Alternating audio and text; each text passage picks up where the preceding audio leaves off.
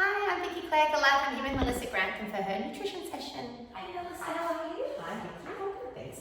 Good. Thanks for joining me today. I'm excited to discuss your health and learn about, your lifestyle, your habits, what issues you might have, so I can take some great care of you and hopefully give you some good ideas on improvements that we can make. So I thought I'd start just asking you a little bit about yourself. So, what do you do for work? So I am a teacher's aide. I work with autistic children for 3 days a week. So that's like school hours. And then I also teach dance. So I teach dance 2 afternoons a week and on a Saturday. And in between that, I'm a mum and run a household. And yeah. So you're a busy lady. I feel that way, yes. Well, that sounds busy. Interesting that working with kids all the time, that must be rewarding. Yeah, it is. I love it. I really love it. So yeah. Amazing. And so you're doing that in the day. Yeah. You said you've got kids, so you live with your husband and kids? Live with husband, live with 3 kids. I've got I'm just trying to think, an almost 14-year-old, a 12-year-old and a 9-year-old. So keep me on my toes. Yep. Yeah. So do you, in between this busy life, do you have any time to do some exercise for yourself? Good question. I wish I did. I mean, I know you have to prioritise at night time. I guess teaching dance, I get to do a little bit of stretching and things, and get my cardio up a little bit.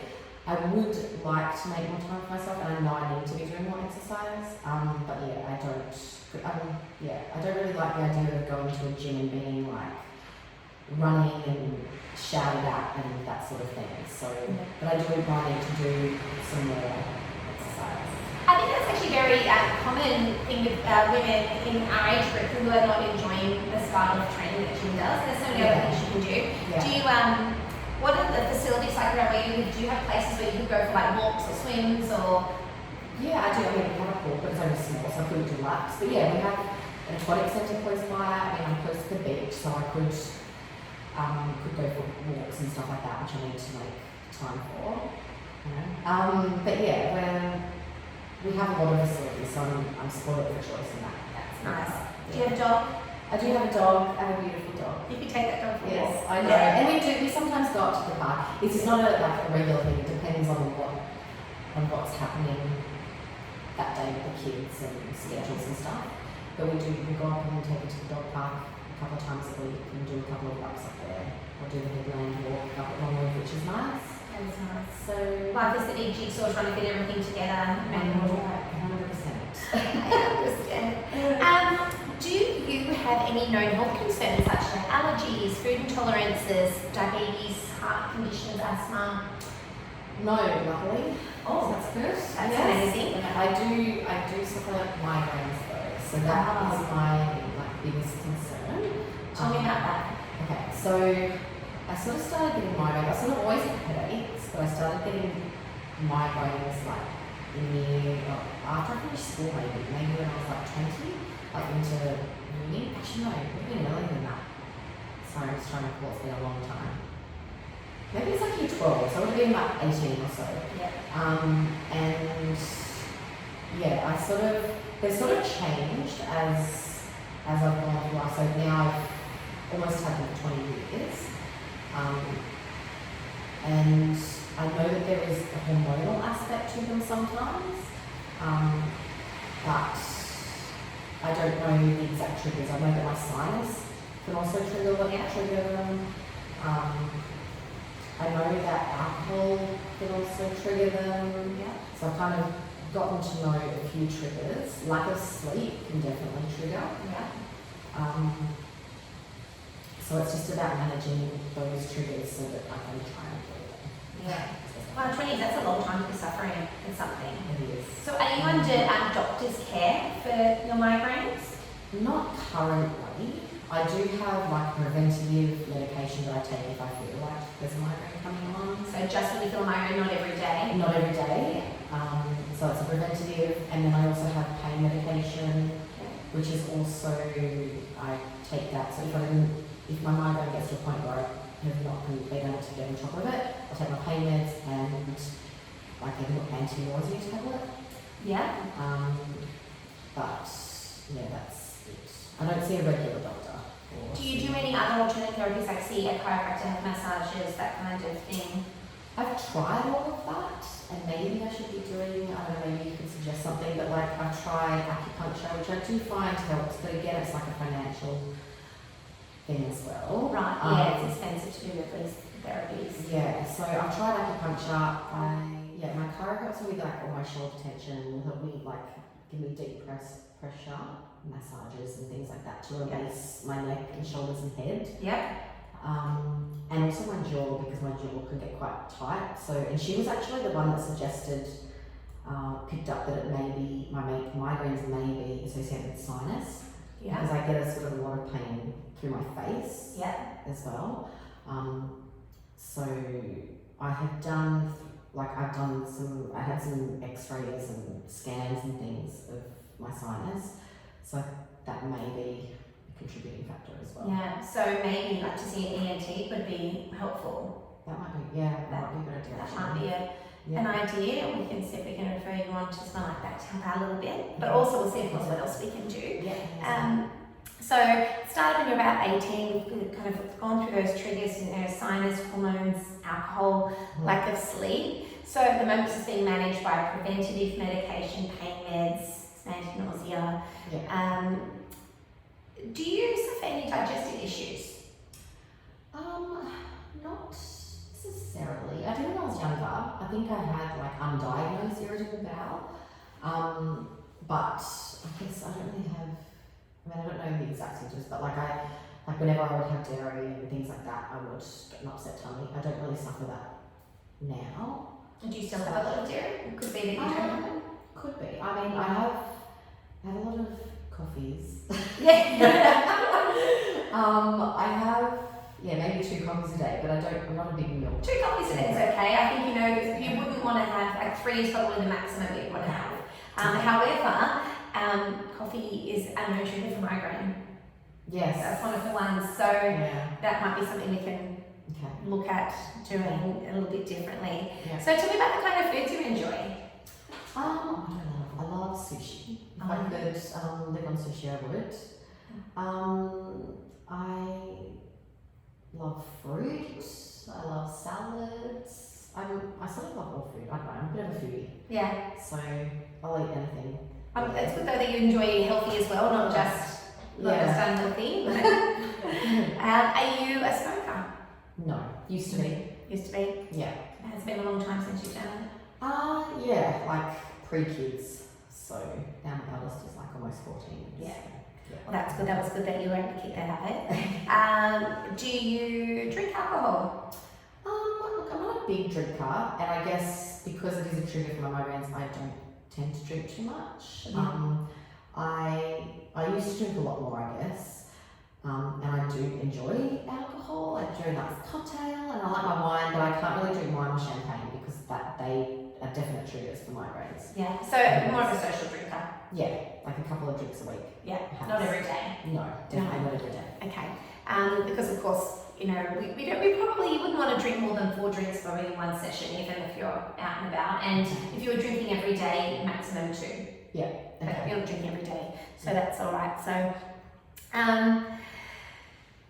why don't we have a little talk about what your typical daily diet would be like? Just like an example of, what you might have for breakfast in the morning. We could go through it. To be honest, don't worry, it's going to be good. It's no judging at all. We're just going to see what we can do to change some things up. So what would you normally have for breakfast?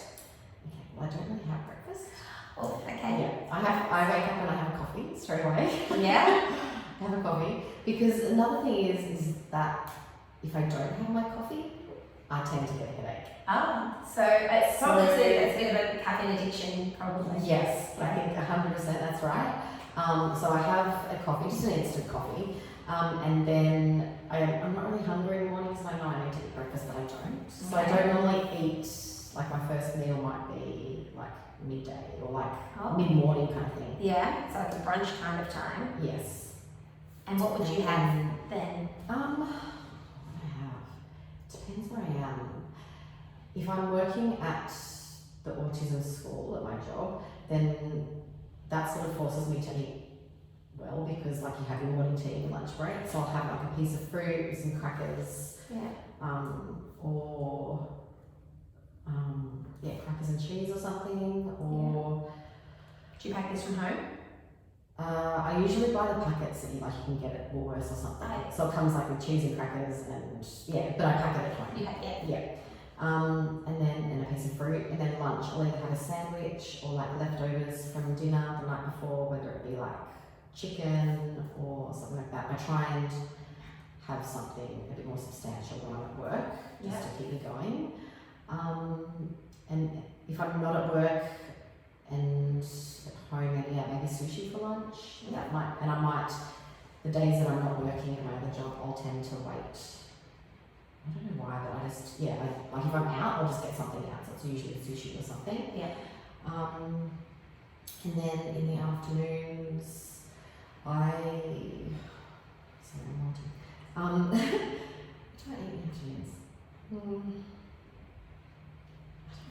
really know what I eat.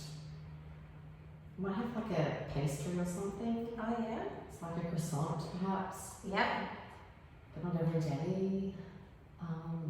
I'll usually have another coffee in the afternoon, or like at lunch. That's like my second coffees, lunch or afternoon.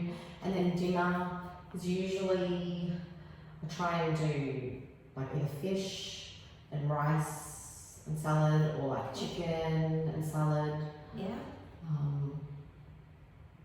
Or meat and veggies or something like that. For the kids, or like spaghetti, like pasta or something. But I'm not, to be honest, I'm not like a big pasta eater. So you're more like a protein and vegetables or salad or something, and then occasionally something like pasta or or like a rice or something. But I'm more inclined to eat rice than pasta, I think. That's a good option as well. Do you usually choose white or brown rice? White. Well, I haven't got kids, of course they prefer white as well. And are you a dessert person? I am. I love desserts. What? I have a bit of a sugar addiction. It's bad, I know. So what kind of things would you normally have for dessert? Look, not necessarily at home. Like if I'm out, I will always have dessert.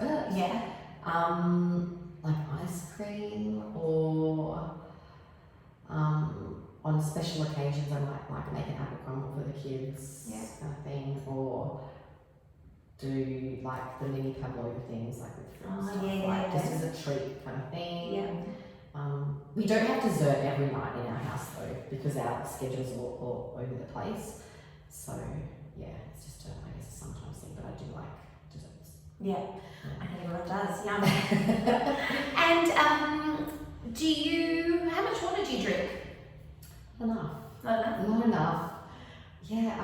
Again, at work, when I'm working, I will drink more. Because we've got like an ice core there and it's purified, so I do drink more water there. And then when I'm teaching dance, I'll have a bottle of water with me. The rest of the time, not so much water. So you should really be trying to do 8 to 10 cups a day of water. Okay. So remember, a cup is this size. We're not talking like a huge cup. I think people think about that, these gigantic cups, but just 8 cups, 8 to 10 a day, definitely. And that also might help the headaches because you might be dehydrated. So that would maybe help you as well. Do you take any vitamins or supplements? No. Oh, I take magnesium. Oh, great. I take magnesium. I don't know if I'm taking enough. So that is another thing that I want to maybe chat with you about, because I don't know what sort of strength I need to be taking. Okay. Well, we'll get to that when we get down to what we're going to pop into there. So, what kind of exercise do you enjoy? So we're talking about, you're saying you're not doing as much as you would like to. You don't enjoy going to the gym. What would you enjoy doing? Good question. I like walking. I like doing more sort of passive exercises, but I do, I know that to lose weight and stuff, you need a bit more cardio. Are you wanting to lose weight? I would love to lose weight. Yes. Okay, so as well as the migraine, maybe we'll look at that a little bit as well. That would be great. So will you say you enjoy dance? So is there dance classes you can participate in rather than teach? Possibly I could look into that. And Yeah, that might be a good option actually. I guess also at this age, it's nice. A lot of exercise is more fun when it's social. Yeah. There's things that you can do with other people, with a friend, and It's true. that kind of thing. Yeah. Do you have any injuries that are preventing you from exercise? I do have bad knees and ankles. Yeah. From my years being a dancer. Yeah, so they can sort of flare up a little bit. They've been okay lately, but when they do flare up, they can be quite debilitating. Yeah, so I think anything that can take some pressure off joints. What about swimming? Do you enjoy swimming? I do love swimming. I just don't like getting into costume, but I need to get rid of that. Yeah, because that is taking all the pressure off. Or if you have access to an exercise bike or a normal bike, because then you're not pounding on the pavement like when you're running or jumping, or it's just taking all the pressure off. So that's another idea that you could do. I would like to do bike riding. Yeah, and it's particularly if you have a natural bike and you can get out in nature, that's also good for mental health Yeah. and stress relief and getting vitamin D from the sun and all that kind of stuff. So, do you feel like you're stressed often? Yeah, probably. Yeah. Probably. That can be another trigger for migraine. Yes, definitely. When you're holding things in. And how much sleep do you get? Would you describe your sleep as like peaceful? You wake up feeling energized, or do you wake up feeling like you're still tired and a bit lethargic? I get lethargic all the time. Yeah. Yeah, and I never feel well rested ever. I do tend to be like a night owl. I'm not a morning person. I wish I was. But yeah, I'm definitely a night person. That's how I get most of my stuff done. Yeah. But like I've been really exhausted this week. I think going back into everything. So I made an effort last night to go to bed at like 10 o'clock, but then still woke up this morning tired. But I think I probably just need to change my sleep habits as well a little bit. Yeah, I think it's just being like in a routine with everything. If you have your routine of when you're eating, when you're exercising, when you're working, being social, and going to sleep, that can be really helpful just to overall health. Yeah. So, and how's your mindset? Do you feel like you're feeling positive? You want to make changes now is a good time to do them? Yeah, definitely. Yeah. Because I feel like, when you're going to make, substantial changes, you kind of got to be all in to make it work, not just do one day and buy dinner time, having a block of chocolate. Because it can be really hard to break lifelong habits, like removing pleasures like sugars and processed foods. And I think that for so many people, food is a pleasure. Yeah. And sometimes it's one of the very few pleasures they have because busy doing work and running errands and doing everything they have and think, I just deserve that cake. True. And do you have support in improving your health? Is your family interested in improving their health as well? Yes, absolutely. Yeah. So I have full support there. My husband attends the gym and he's like all in. So good. So this could be like a good change for the whole family, because I think what's also hard for mums is feeling like you need to please everyone with what you're providing for them for food, like what you're buying in the supermarket, what you're filling your fridge with in your cupboards. Is it what everyone is going to enjoy and like? And when things need to be cooked and prepared, the kids saying, oh, there's nothing in the cupboard because it's not ready straight away. Yeah. So coming up with some good options for everyone in the family. Yeah. It's just so much easier when you're all doing it together. Yeah. When you remove temptations. Yes. That are just there. Yeah. I understand. So who does the cooking and shopping in your house? Is that you? Me. You do all of it? Me, yeah. So on one hand that's, big job for you, but on the other hand, you get to decide Yes. what you're going to cook for everyone. So then you can say, actually, this is what we're having, and you can cook for your own health as well. So what would you say is your main goal? Is your main goal, we want to be looking mostly at the migraine stuff, losing weight, looking better, feeling better, more energy? Oh gosh, all of the above. All of the above. But probably first and foremost my migraines, because that's probably most debilitating. Yeah, and I think that would also then roll into the other things. I guess if you're feeling debilitated, it's hard to get up and exercise and do all those things that you want to do. So, okay. And what if any, are the main hurdles you feel you need to overcome to achieve this? Oh, good question. I don't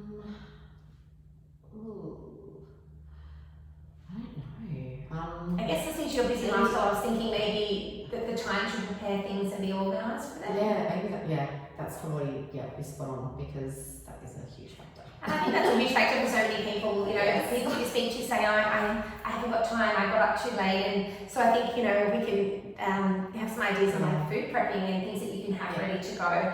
You were saying you enjoy doing leftovers, so maybe you can cook bigger meals and have things to put aside. Like even roast vegetables, for instance, you can use them in salads and things the next day, have them cold, they don't have to be heated up. Those kind of things are good ideas. Have you tried anything in the past to change your habits, your health, or your eating? Yes, I have sort of, a few years ago I did sign up to do that Sam Wood thing. It's like a 30-day thing that you pay per month or whatever. Yeah. So I did that, and I did lose a little bit of weight, and we sort of changed our eating habits.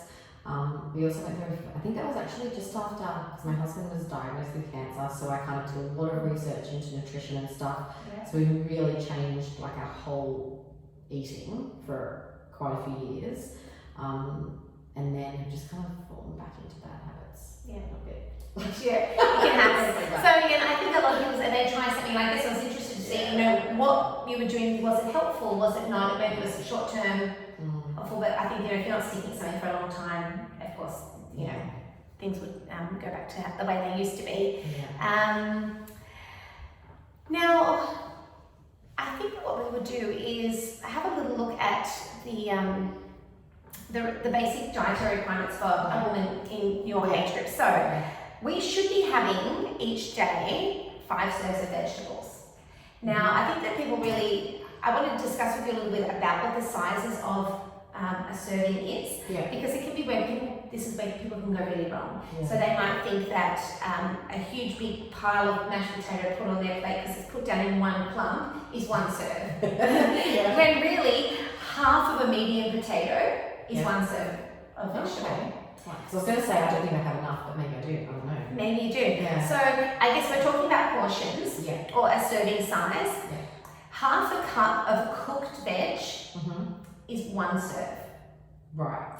Okay. 1 whole cup of raw veg is 1 serve. So once you're cooking something, it shrinks it down, of course, and takes some of the nutrients out. Okay. So 1 cup of raw veg is 1 serving. Okay.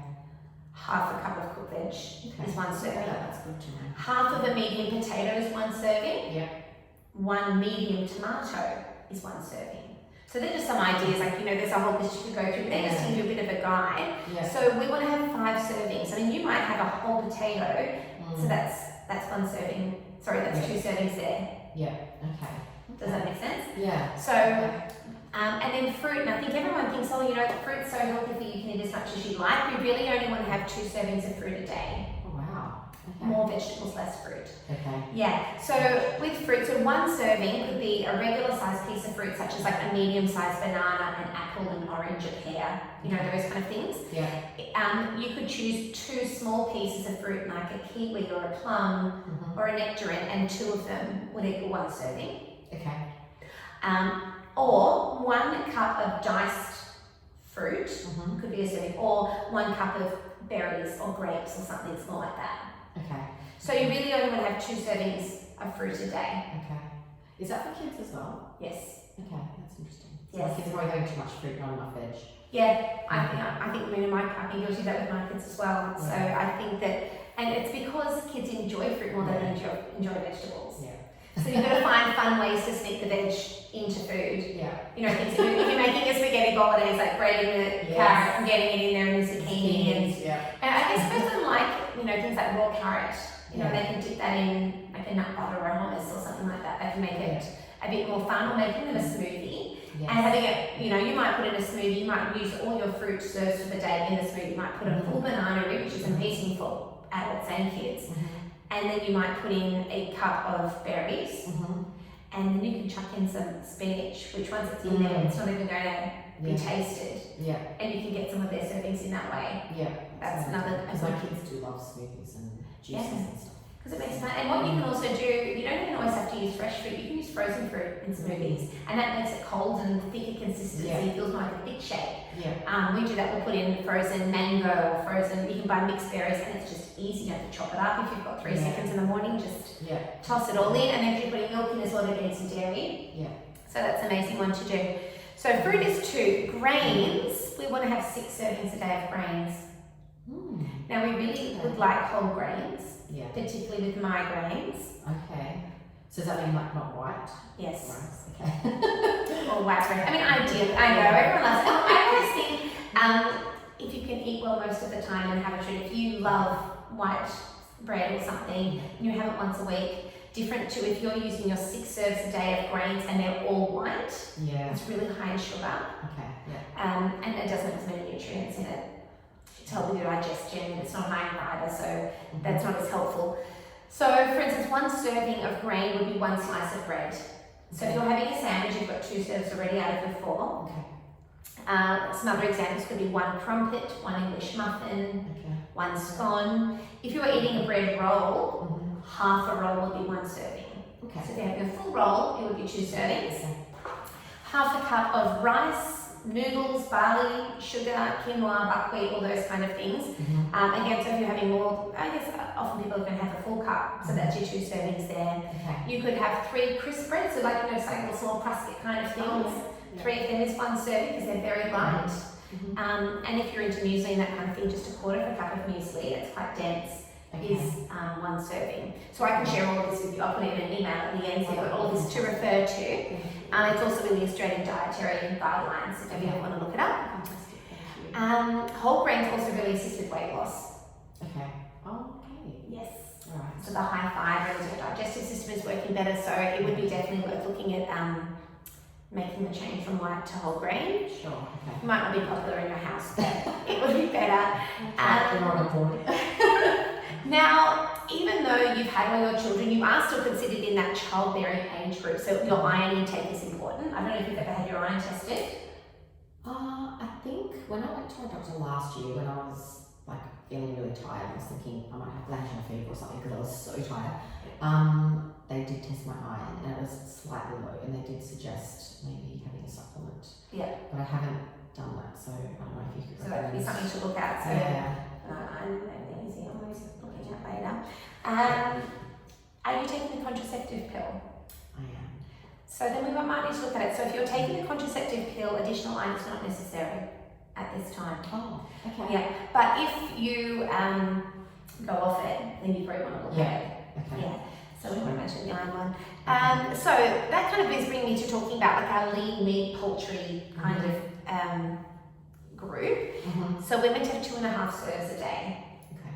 So this is where, do you have I don't know if you have, do you have any little kitchen scales at home? I do actually, yeah. They're a great thing to have because I think also the same thing with meats. You know, we think about a piece versus what a serving size should be. Yeah. So if you've got a huge big whopping piece of meat on your plate, that's definitely more than 1 serve. Yeah. So if you're able to measure them out, even the first time, then you get a gauge of, oh, that's about half a piece. Sure. So 1 serving of lean red meat is 65 grams. Okay. That's 1 serving. So it doesn't mean you can only have that small amount. You might use your 2 servings of meat for the day and have a larger piece. Sure. Okay. But that's what 1 is. With poultry, so like chicken, turkey, if it's cooked, 80 grams. Okay. And with cooked fish, 100 grams. So I think this is why, you know, one of the reasons why fish is such a good choice, because you can actually have more of it. You feel more full, but versus having a smaller piece of red meat, for instance. So that's a really good reason to choose fish. Do you like eggs? Yeah, I do love eggs. Yeah. So 2 large eggs equals 1 serve. Okay. So that could be something you might, if we decide to have some breakfast, we could put in the morning. That Would be good. Yeah. 1 cup of beans or lentils. Are you a tofu person? Not particularly. No. Yeah. It's not me either. And then nuts. So 30 grams of nuts is a serving as well. Okay. Alright. So that could be something, you might chuck some nuts in your salad if you like. Yeah. Those kind of things. Or you might have a handful of nuts you can have when you're at work and you're busy and you grab them quickly. Okay. Or you can have it as kind of like nut butter, like if you were dipping celery in a nut butter or something like that, you can include them in. And then dairy, 2.5 serves a day as well. Okay. Alright. So, particularly as we're getting a bit older, it's going to help with our bones and joints, and you're saying you're having some joint pain, so that would be important as well. So 1 serve of dairy can be like 1 cup of milk. It could be 2 slices of cheese equals 1 serving. Okay. Half a cup of something like ricotta, if that's, you know, that might be something you enjoy, or 3/4 of a cup of yogurt. Okay. Yogurt's also a good dessert thing because it feels a bit, it's where you can put it with some fruit or something. You can even have frozen yogurt, which feels like ice cream. That's a good idea. So, or sorbet, I things like that. buy some frozen yogurt. Yes, Oh. because and it's nice, and then the kids, it's good to get them excited about things that are healthy. That's also another way you can do it. So, with all those things in mind, I guess we should address the migraine stuff as well, and what kind of foods can trigger or potentially help. Yeah. So, research has shown that diet interventions such as having a high folate diet, having a low fat diet, high omega-3, have been reported to reduce migraine attacks. Okay. So research indicates increasing omega-3 fatty acids may help substantially. Have you heard that before? I don't know if I have actually. So omega-3 you can get, there's foods that we can, so foods that are rich in omega-3 fatty acids includes fish, so such as like mackerel and salmon. Okay. We do, I tend to eat salmon more than whitefish. Yeah, well, I mean, that's, so if you can include that, that is going to help. Okay. And seeds, if you can have like flax seeds and things like that. So, or if you're going to buy a bread roll, you can get ones with seeds on top. Yeah. Choose those because they're going to be helpful. Flax seeds you can chuck in things like salads or, pasta dishes and things like that. And then any foods that are rich in magnesium, which is why I was so glad when you said I'm taking magnesium. So foods rich in magnesium include like leafy dark greens, so kale, spinach, all those kind of things. Yeah. And if you don't enjoy the taste of it, you can put them in smoothies or mix them in salads and that kind of thing. Avocado. Yeah, I love avocado. You like avocado? Okay. And tuna. Do you like tuna? Yeah, I do. Yeah. I don't eat probably enough of it. My husband eats more of it, but yeah, I do like it. So. That's a good one as well. So people do need vitamin D to absorb magnesium properly. And because magnesium deficiency can contribute to migraine headaches, a lack of vitamin D could increase the further likelihood of more migraines. So vitamin D might be something we look at including as well as a supplement. If that would just help to absorb the magnesium, because sometimes it's not as helpful if that is low. Yeah. Okay. Another really good thing is, do you like bananas? Yes. Bananas are a great food for a quick energy recovery. They're high in magnesium, which can be helpful when you have a headache. It can also be helpful when you have cramps in your body. So if you're ever suffering cramp or pain, bananas are high in magnesium. Again, you can eat it by itself, put it in a smoothie. You could have it with cereal and milk and stuff in the morning. There's so many different ways you can include it. So I guess we want to load up as much as we can on those healthy vestibular migraine friendly foods. So we're going to look at fishes such as like salmons. I don't know if you like sardines. It's not for everyone, but maybe not. you can say no. I was going to a fancy restaurant, they did something nice. Maybe, I don't know, but if there's some recipes, then maybe that would be. Yeah, honestly, I'm a sardine lover, so and my husband thinks it's like eating cat food, but so there's different ways you can do them. Or mackerel, cod, those omega-3 fatty acids. And also, if we can include things like walnuts and flax seeds. Do you like walnuts, like in a salad, maybe? Yeah. Because I know I do. I've done that before. There's a really great salad that I do that has spinach, beetroots. I love beetroot. Walnuts, feta cheese, things like that you can put in and combine things together. And then we want to maybe also consider foods that are rich in riboflavin, such as spinach and mushrooms. Do you like mushrooms? Love mushrooms. Because you can put those in also if you're having your pasta dishes, or you can just have them separately with once on your vegetables. It also, if you can include that riboflavin with those kind of things, some studies have even shown that can work as well as prescription migraine medication. Wow, okay. At reducing the frequency of attacks. So it's worth a shot. Definitely. It's just worth including those things in your diet. And milk and shrimp are simple but powerful sources of vitamin D. So I don't know if you like prawns, but I love prawns. I know they're expensive, but you can have them every now and then. Milk. Do you have much milk other than in coffee? Look, I have wheat bix every now and then, and sometimes I'll chop a banana and have like a banana on my wheat bix. But again, that's not normally in the mornings. But maybe we can have a smoothie. That's how you put some milk into there.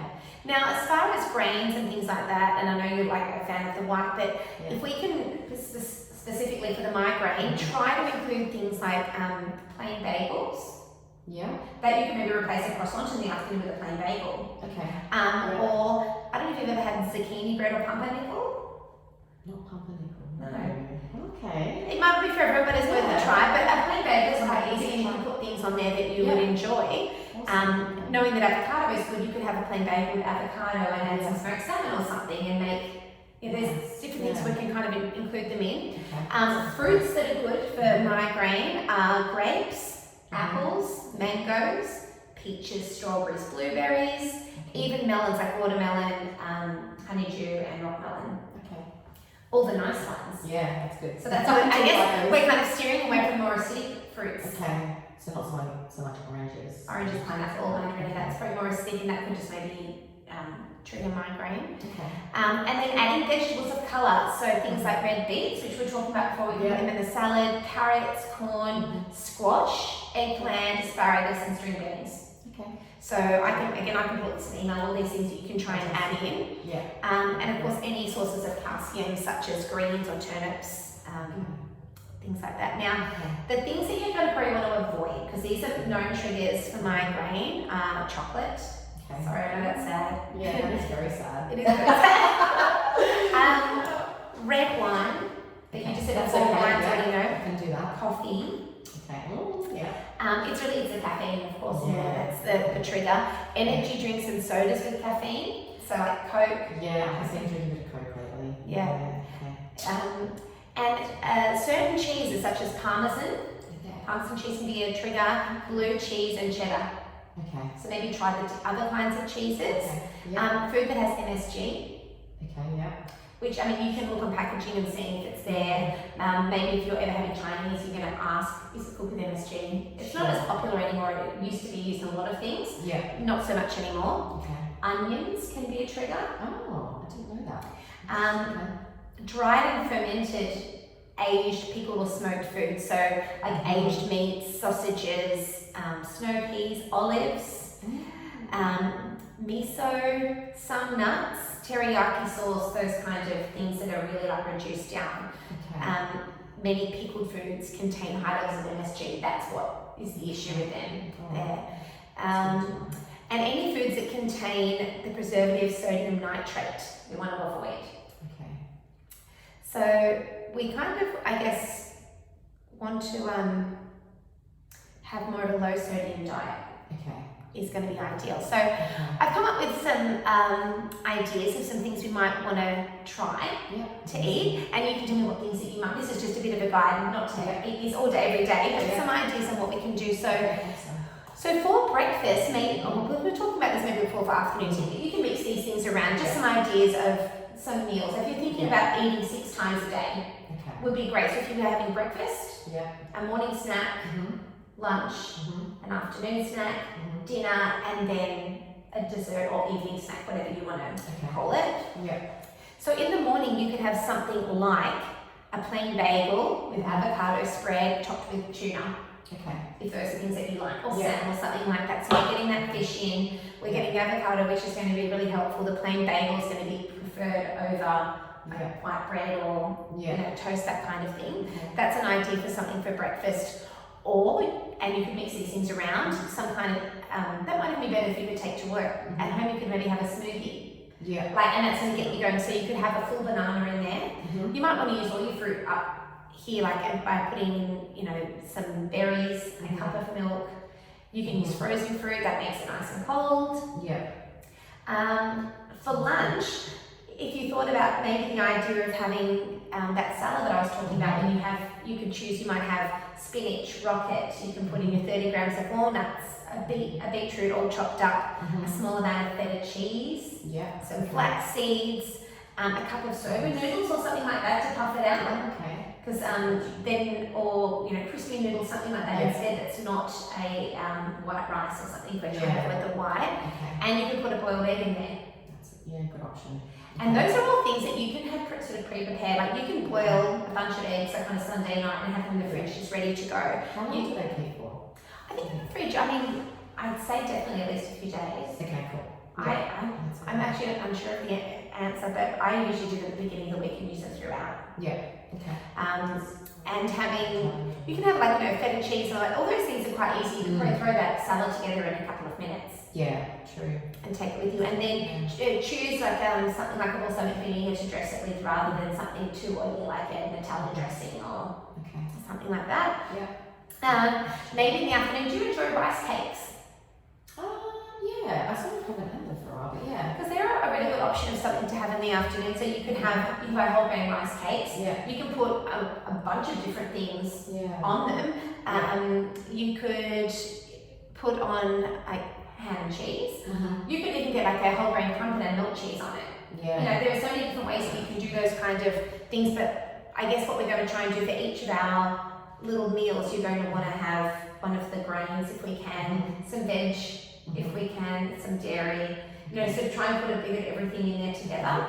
Yeah. Another good lunch that you could do if you weren't doing that one is have some leftover roast vegetables like pumpkin, sweet potato, that kind of thing, and have that in your salad because that pops it up. It makes you feel more full and less likely to want to eat something you shouldn't later on. So it's better. And then look, your dinners sound really great. Like what you were telling me you're already making sounds perfect. Like, fish with veggies, or I think it's just going to be the portion sizes you're going to want to keep your eye on. And just, I think to begin with, it's going to be a good idea to keep like a food diary so you can be following, and even if you have time as you go, well, even I don't have a food diary, but just in my phone, I'll write down and I think, actually I've already had quite a few grains today, so for dinner I'm just going to have a salad and meat. I'm not going to have the rice with it or things like that. So you just need to track what you're doing, and then you can see that made me feel really energized by doing that. I think also having those sugars, like the fruit sugars earlier in the day rather than before you go to bed at night is going to be better because you're going to be able to go to sleep easier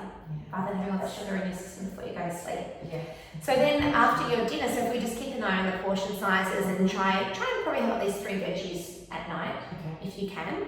And then for dessert, I think you do like the yogurt or frozen yogurt or something like that. And if you really need a chocolate fix, maybe do like a little bit of dark chocolate or because that just sounds much better. And that's like a little taste. And you have to have like if you've got something special on or you really want something, if you deprive yourself, you'll just fall off the wagon. It'll be too hard. So I think that's what we'll do. So I think that what we might do is we're going to. How much magnesium are you taking at the moment? It's like a 300. And you just take one? I take 2. Well, no, that sounds. Only when like I feel tight in my shoulders but should I be taking it regularly? Yes. Yes, I think magnesium is something that is not really it's not used like a Panadol where it will relieve the pain. It's like a pain relief. It like builds up in your system. So you want to be taking it regularly so you're always feeling better. So I think that maybe when you go and check and like send me through what the exact amount you're having, and I can clarify that. But I think we keep that too, and then we maybe add some vitamin D so we know that you're absorbing the magnesium. And we decided we're not going to do the iron because you're on the contraceptive pill. We're going to try and up the intake of water. So maybe buy a really fancy nice drink bottle and just have it filled, and you have to get through at a certain time of day. And then I guess we're going to try and find some way that we can put some more exercise in. And you deserve to have that time. So even if it's a small amount of time, it's better than none. If you even have 20 minutes, there are even like apps that you can get where you can just do a workout at home. Which they went through the roof when COVID happened. There were so many different things that you can do. So I think that you should maybe try for at least 3 or 4 times a week. Even 20 minutes a day to start. You just find that time. If you have to get up a little bit earlier or on your lunch break, sneak into a room somewhere and do a little bit of exercise and make it fun. Or grab a friend, grab your dog, go for a walk. Because I think the sunshine will also have that vitamin D as well. And then I think that we should give all these things a go, and then maybe in a month you come back and see me and we'll talk about did any of these things work? Did you notice any changes? Did you lose some weight? How are your migraines going? And we'll see then if that magnesium has been helping as well. That would be amazing. Thank you.